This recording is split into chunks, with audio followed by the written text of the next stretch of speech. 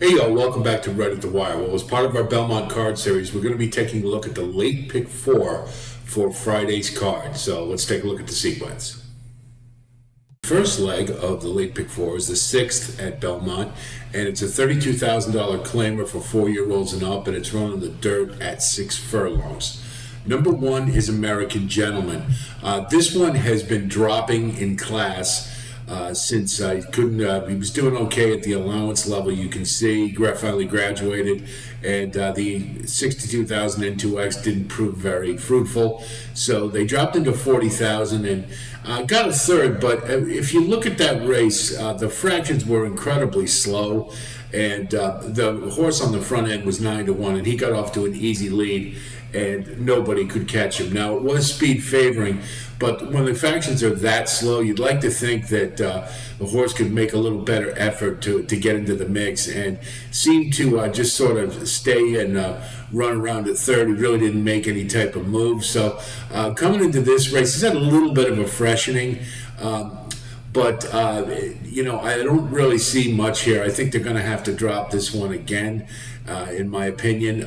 Gustavo Rodriguez is 9% when he changes jockeys. You see him move to Junior Alvarado, and they did get a third in the past, but I think there's others that are more on an upswing here, so I'm going to pass on this one.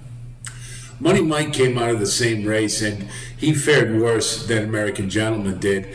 He was basically fell right back after an early start. Now, he was coming off a layoff, so that sometimes when you have a quick spurt and then a fallback, sometimes you can get a better effort. But if you look at his form, then he's kind of okay.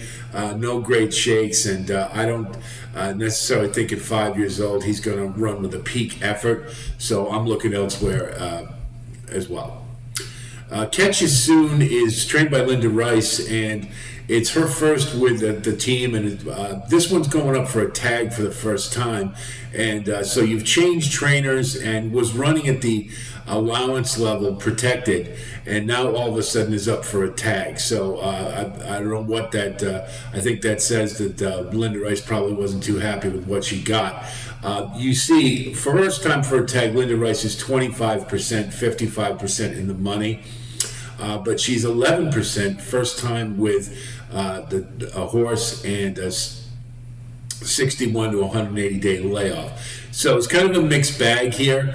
But I'm going to believe that when Jose Ortiz aboard, that's obviously a positive for Linda Rice. I'm going to guess that this one's probably going to be a competitor here, and I'm going to use. Risk Profile is another one that's sort of kind of a mixed bag, kind of a hard read in some ways. The last race was at 25,000 and put together a solid effort behind Trash Talker, who's also in this race, but just sort of ran right around the track and didn't really make too much of a move. So this is a step back up in class. Now they're going to put blinkers on to get a little more focused. That would sort of make sense after that last finish, but based upon the pattern here, this horse will run a good race and then regress for a couple of starts, and seems to do that on a fairly regular basis. So with the step up in class and off of what was a pretty good effort, I'm going to guess this one's due for regression, so I'm going to pass as well. You get a couple entry here with Trash Talker and Flamingo Hawk, and while I like Flamingo Hawk better, Trash Talker is fairly logical, front-running pace style, is moving up in class, but does run on the lead and may be able to get away unchallenged. So because you have a couple entry and Charlie Baker's having a pretty good meet, I think it's a logical use. Flamingo Hawk is also trained by Charlie Baker as part of the couple entry, and Charlie Baker is 24% and 71% in this spot with a $7.10 ROI. Enough said. This one's coming second off the layoff. Granted, it was at 20,000, but made a really nice effort to get second. And I think that this one, you look at the back class, has been able to put forth some good races in the past. So may have needed one last time, and I like this one in this spot. 24 Mamba came out of two back that same race that American Gentleman did and finished second. And that alone would not get me terribly excited, but did follow it up with a big step up in class, and did okay. wasn't bad, but I think a better race, third off the layoff, is inevitable. Rob Atras, it's a good angle for him. He's a good claiming trainer, and while he's a little down right now, it's not long before he'll get right back up. He always does. So I like this horse, and I think this one's a use. Letty is Mike Maker first off the claim, which is pretty good. This one is okay. You see, didn't do too terribly well at the N1X level, and has been dropped for a tag a couple times for 25,000, and hasn't fared terribly well in those either. And now you're moving him back up in class. I think that's a positive sign to a degree, but I want to wait one with this one. I think there's others in here more competitive. Bring Me a Check is trained by Michael Moore. He's just having a killer year. He races his horses at parks primarily, and he's been slamming it there. So we know this barn is in good form, and this one was coming off a synthetic and moved to dirt at 40,000 and ran a really nice race. And that would only be logical, since the dirt angle makes a lot of sense. You go back and you see that this one in class-wise, I think, is fairly competitive here. And I think with the barn going as well as it is, I think we want to include this one in the mix. The second leg of the late pick four is the 7th at Belmont. It's an N1X allowance for non-winners of 2 lifetime, 3-year-olds and up, and it's running the dirt at 6 furlongs. And I'll just say right off the bat, this is kind of a tricky race, and I'm going to try to get creative in it, and you'll see why in a sec, I think. Number 1 is Romantic Gamble, and he's just coming off a synthetic race at Woodbine, and you do have the all-weather to dirt angle, but you look back a couple, and he had a starter allowance at Aqueduct, and he ran his career high buyer, and a really nice effort. That number is far and away his best effort, much better than anything else he's ever done. And if you go back and look at from January 11th, his N1X effort at Penn National, that I believe that was his career high buyer previous. And after that, he ran a couple of, he got a couple of wins, but the buyers were a little low. And now, so I have a feeling that he's due for another regression. I'm not seeing that he's going to be back up in form. And for that reason, I'm going to pass on this one. Watasha is kind of hard to get real excited about. Belmont trains, that's one good thing. But you see that last N1X effort was sort of, uneventful, didn't do a whole lot. And granted, it was in the slot. But if you look at the prior efforts, this one really hasn't been terribly competitive at the N1X level. So second off the layoff isn't a bad angle for Belmont, but I think this one would need a pretty big leap to factor in this race, so I'm going to pass as well. Digital Future, ridden by Ray Handel, hot barn for sure. He's doing really well at this meet. This one ran in a $25,000 claimer last time and posted a really nice effort. Got his second career high buyer, so 89 being the first. He did that back November 4th in a starter allowance at Aqueduct. But you see the next 2 efforts were really bad after that. That's a big time regression off a career high buyer, so that's a bounce. And he's coming out of 5 and ran his second best buyer speed figure. I'm going to believe that with a step back up to allowance company, that he is also going to regress again, and that's just it seems to be a pattern with this one, and so I think it's a little shaky, particularly with some of the horses in this field. So I'm going to pass on this one too. Verratti is trained by Todd Pletcher, and you see he's having kind of a mediocre Belmont meet so far. He's got Jose Ortiz aboard. This one cost $350,000, so there was some expectations there for sure, and I don't think this one's really lived up to him terribly much. You see one first out, but then they put in a starter allowance. Little unusual for Pletcher. Usually they go to N1X, and he did okay, but was no match for a runaway winner. Then they moved him to Belmont and around for a mile, and it was in the mud, but at the option 80 level, but he didn't factor very well in that, and then went to the bench and hasn't been heard from in nearly a year. So this one probably has some quality. He's debuting at 4. Pletcher's good off a layoff. And so with this field, though, I think he's kind of up against it. He'd need a really big effort, and I'm just not sure this one's capable of producing it. You're going to get short odds because it's Pletcher. So I'm going to pass this one too. 12th man is trained by Michelle Nevin. Hot barn right now. You can see she's 5 out of 7 in the money, 43%. Got Javier Castellano aboard, so you got a nice jockey. She's 33% with him. It's not the greatest of angles for her to bring a horse 61 to 180 days. I know it shows 24% there, but if you filter a little more, you see that she's not very good in this particular spot. It actually is 9%. So it's not quite as good an angle as it looks like. Still, this is a hot barn, and when a barn's hot, everybody's running well. So we're going to take that into consideration. We look and see the N1X level. This one's been kind of competitive, but the most important thing I think in this at this stage is this one runs from behind. And as you're going to see in the next couple, there's a lot of pace in this race, and I think this one have a lot of pace to run to, and I think that improves this one's chances. So we're going to use. Excellent Timing is one of 3 in a row you're going to see who all want the lead. So this is going to be a hot pace. I don't see how it can't be. The big thing with this one is you can see very competitive, loves to run the front end, needs the lead. So that's important. And you can see there's been some really decent efforts. 2 back ran a really nice 94 by speed figure and 1 for fun almost. Blew the field away. But look what happened at the N1X level next time. Just totally fell apart at the end and didn't do terribly well. Not surprising. I think that was a bounce. But if you look, every time this horse runs a really good effort, you see August at Saratoga, ran in 86, Belmont at Aqueduct next race, drops to 5th.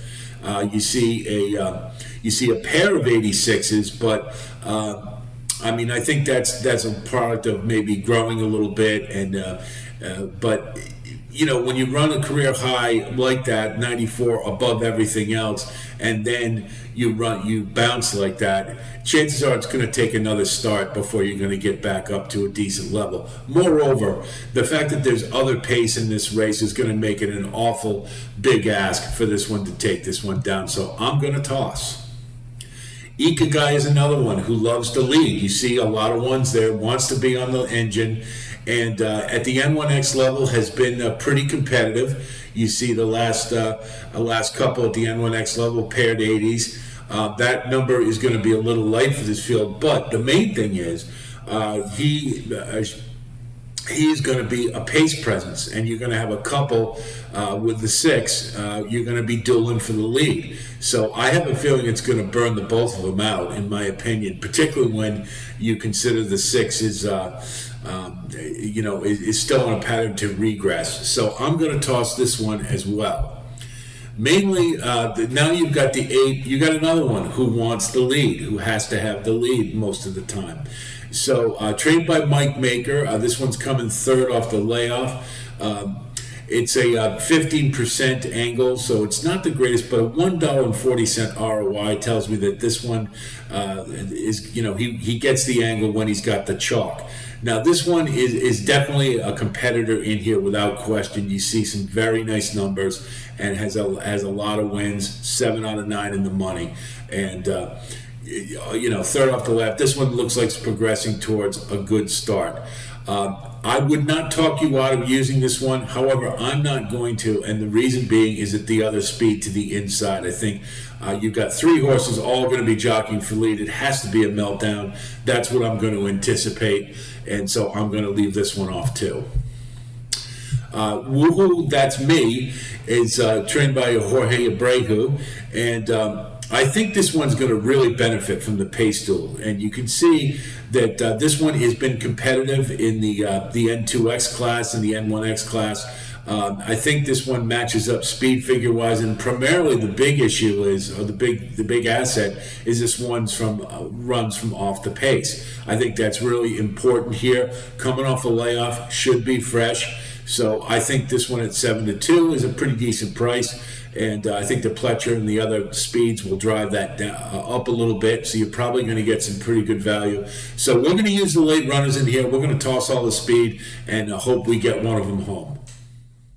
The third leg of the late pick 4 is the 8th at Belmont. It's an N1X allowance for state breds, 3-year-olds and up, and it's run on turf at a mile.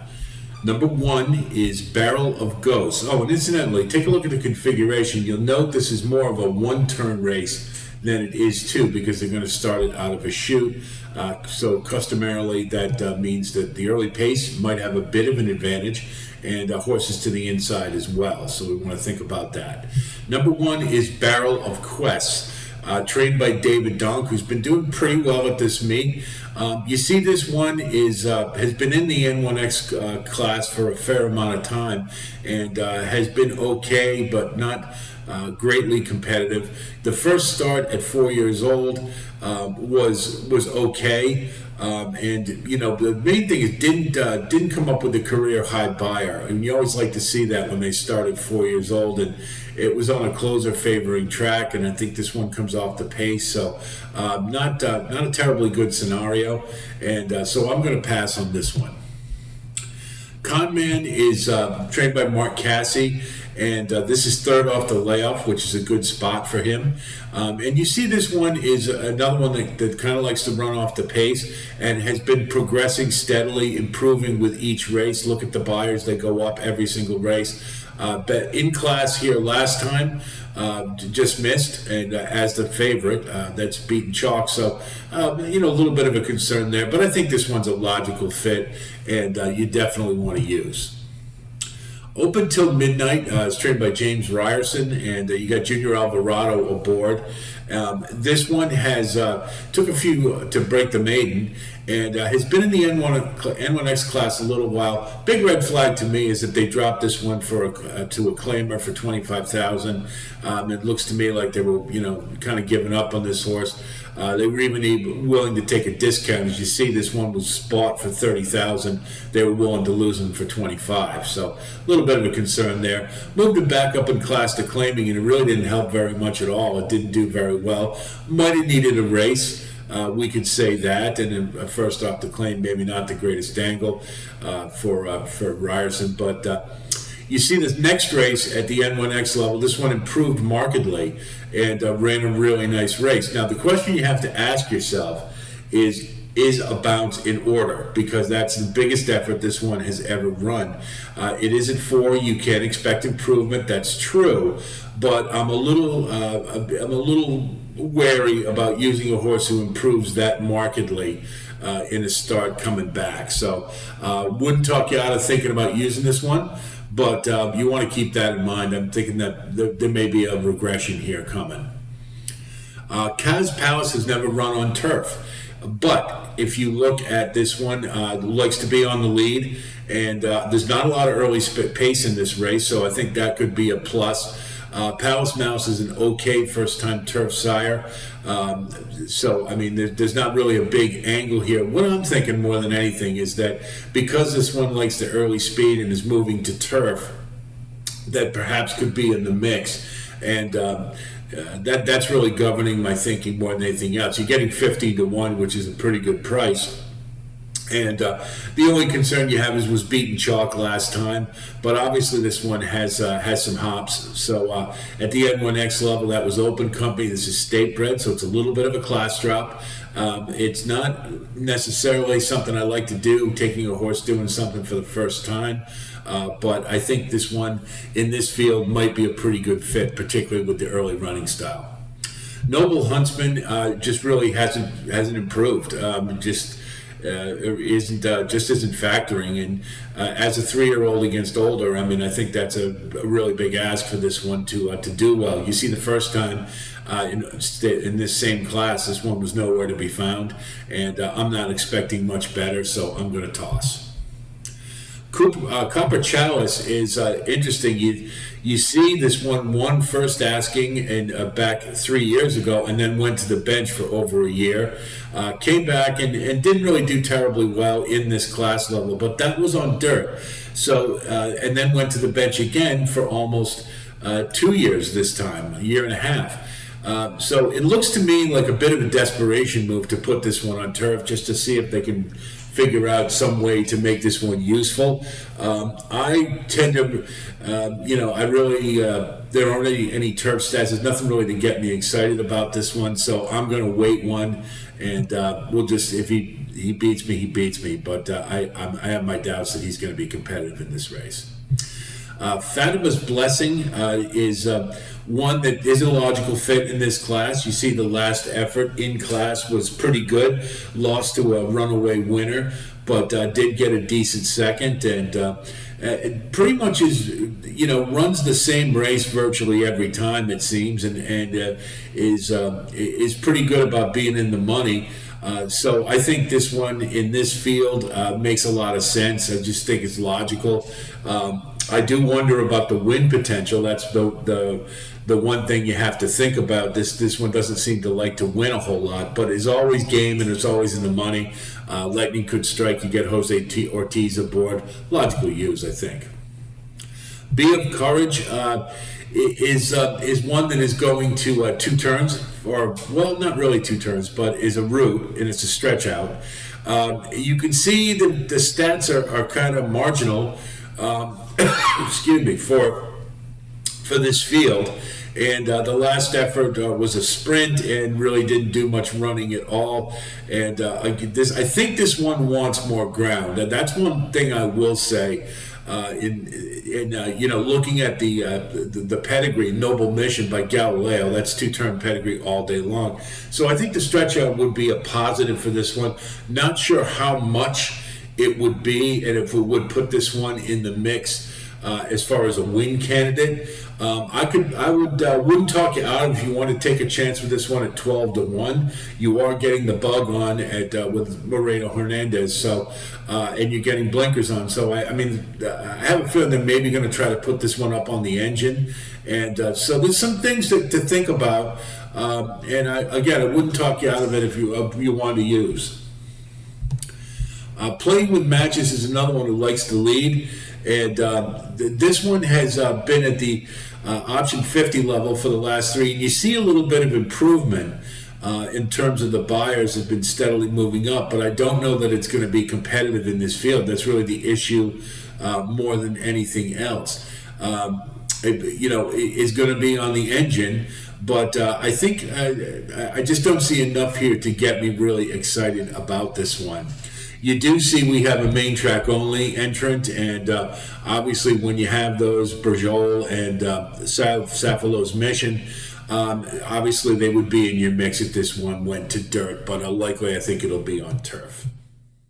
The final leg of the late pick 4 is a maiden claimer for state breds, 3-year-olds and up, and it's run the inner turf at 6 furlongs, and this is a wide open race. I'll just say that right off the bat. There's a lot of ways to go.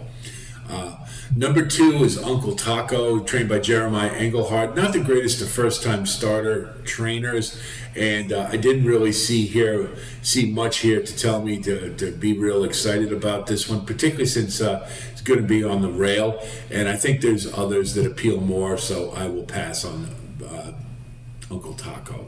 Nice name. Number 3 is Brennan's War. Leah Giamardi. This one's had a lot of bites at the apple. 0 for 13. I'm not going to back. Even with Javier Castellano aboard, I'll pass. Number 4 is Subversive. Another first-time starter. Cairo Prince is an okay first-time turf sire. You see that Timothy Hills isn't terribly effective with first-time starters, not an angle for him.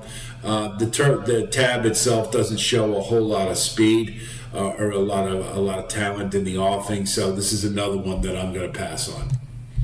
The Mighty Don is trained by Tom Morley, and you see he's having an awesome meet. He's 33%, and he's 7 out of 12 in the money. So pretty hot trainer. He's been doing really well with Trevor McCarthy as his jockey, and he's not the greatest first-time starter, but his barn is hot. And if you look at the tab, he's, it's okay. It's nothing to write home about, but the barn's just too hot to say no to this one. So I think you have to include. Impulsive spending, I didn't see a whole lot there. You see those first three efforts really aren't anything to write home about. I don't see anything that tells me that this one is going to markedly improve, particularly when you consider Monies is a really good first-time turf sire, and this one was up the track. I'll pass. Big Boulder is another one. Rob Atras, his barn isn't doing the greatest right now, but it's only a matter of time before they get clicking again. Jimmy Creed is a pretty good first-time turf sire. Rob Atras is good with first-time starters, not so much on the turf. But you look at this tab here, and you do see on the 28th a 47 and 1 work, 2 out of 152. You see the last work was 3 out of 51, and this one I think has shown a little precocity, shows a little something here. So I think we can use this one at 6 to 1. Buck or Two's got some back class for Michelle Nevin, and again, hot barn, 5 out of 7. For her first 7 starts, winning at 43%. Really can't say no to anything that she puts out there right now. You do see that they put this one in an ungraded stakes before it had broken its maiden. So they thought something of this one. And you see that the last was in maiden special weight company, so this is a drop in class and debuting at 4. So I would expect a decent effort from this one, and I think you have to use. Tiebreaker is David Duggan trains. Ran in the maiden 40 last time and got a pretty good second. McCarr was sort of a runaway winner, and you're going to get that probably, or a lot of times in these type of races. But this one acquitted himself pretty well, and it was in the slop and it was on dirt, but I think it shows that this one's in decent form. Moving back up, back onto turf. I think this one is a pretty good fit. The other thing is, if you notice, the only turf effort this one had was in a key race. 26 Black just came back to win last, I think it was on Saturday, and fairly impressively. And that's a key race. And what I always like to see is a horse building off a key race, running a nice effort the next time, and this one did. So I have a feeling the form is good, and I would expect a good effort here, and I think that there's a logical use. Bow in the back is 0 for 20. That's not for me. You can see this one hasn't really been terribly competitive. It seems to be regressing mightily in the last few starts. I'll let this one beat me. No thank you. Vaunted is a first-time starter. The Golden Sense is 11% with first-time starters, and the Dam, Dancing for Glory, is 0 for first-time starters. But has a positive record on turf, is 1 for 3 in sprints and 33% in routes. So perhaps this one would want more ground, but I think that's a good indication this one's going to like turf pretty well. You also see a progression in the works from the 22nd to the 28th to May 6th to May 13th. Each of those 4 furlong works is getting faster each time. So this one's feeling good, I think. You're getting a bug in Jaime Torres, and at 8 to 1, I think that's a square price in a wide open field. I think you have to use this one. Milagroso is very interesting to me. Bruce Brown is a sneaky good trainer, particularly in Saratoga, but he's sneaky good. Now, the reason I like this horse is that last race, while it was in the slop, look at the running line. This one came out and hustled right out of the break and rushed right to the front and then fell back, but continued to run on. And when you have a horse coming off a layoff, a lot of times when you see that, the first fraction is a 1, and then you see them fall back, it means they're in really good shape and they're really keen to get going. And they're a little overexcited, so they fall back quickly. The next start is where you want them. And I think this might be an instance at 20 to 1. I think that's pretty exciting to me. Now, you're getting the bug. That's another advantage. It is the first on turf. And Destin is okay on turf, first-time starters, and didn't really get a lot out of the out of the dam, but I think that there's just that pattern there. Looks like this one's going to run a good race this time, and I think with 20-1 in this field, I think is definitely worth throwing in the mix. Straight number 12 is Strategy for You. Didn't see much in that. Ran that same race with Tiebreaker, and didn't really factor very well. It wasn't, again, it was on dirt. It wasn't the slop, so this is a first-time turf. Midshipman's an okay first-time turf sire, but didn't see really a whole lot else to get terribly excited about. Second start, this one will likely improve, especially going on dirt, but I like others better, so I'm not going to use. You do have an also eligible, ripe for mischief. Jimmy Bond is a good trainer, and again, I guess Jaime Torres will decide which one, depending on which one draws in. You see, this one's been in the maiden ranks for quite some time, and that would really turn me off. But this is a drop-in class to maiden claimer, so drawing in and coming out of that same key race with 26 black, I think this one would be a use if he draws in. Vocal Rules, didn't really see a lot there, do we? They're not very good. Around 2 turns in the last one, but the prior efforts really don't indicate that there's a lot here, so I would pass. 41 Tails is the second start. Phil Serpy, always got to consider. He has the bomb potential. This one would be, again, moving to turf for the first time, and I don't know that that's a really great angle here, but you know, the tab is halfway decent. This is one you might want to consider putting in the mix. And then, of course, we have the MTO, and always, if you go to main track only, you have to include anyone on prior dirt form, especially when most of the turf horses won't like dirt. So here's what our ticket looks like for the late pick 4. In the 6th, we're going to use 1, 4, 6, and 8. In the 7th, we're throwing out all the speed. We're going to try to get creative and get a closer home with 5 and 9. In the 8th, we're going to use 2, 3, 4, and 7. And in the 9th, pretty wide open race. We're going to hope we'll get some value there. 1, 5, 7, 8, 10, and 11. So that's 4 times 2 is 8, times 4 is 32, times 6 is 192 on a 50-cent base. That's a $96 ticket. And I think there's some good opportunity for some payouts here. I don't see any real low chalk coming in. So we'll pray for that for sure. When in doubt, get creative. So we're going to try to be a little creative on this ticket. I think there is some value in the majority of the races. And so we're going to take a little bit of a risk in the 7th race, but hopefully it'll bear fruit for us. I think you're going to have a pace meltdown there without a doubt. We will have our final assessment of the Preakness as part of our Elements of Handicapping series. That'll be coming very soon, so be on the lookout for that. And we'll continue along with our Belmont card series. Every day they have a race, we'll have a sequence for you. So that's to look forward to as well. Of course, if you do like what you see here, please like and subscribe. And we thank you for coming by. And I'll be talking to you soon. So until then, be well.